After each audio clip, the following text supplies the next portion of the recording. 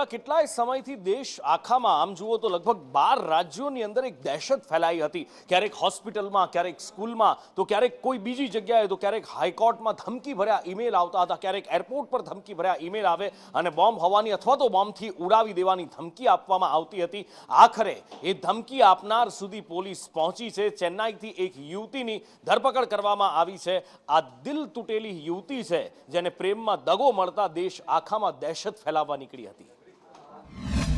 જેમાં અમદાવાદ સિટીનો કુલ 21 મેલ મળી છે કે બમ ધડાકો થશે।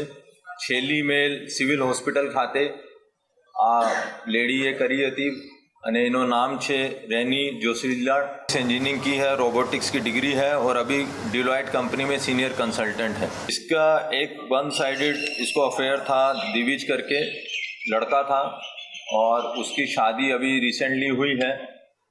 जब उसने इसको शादी करने से मना कर दिया तो एना कारणे आ एनो फसावा माटे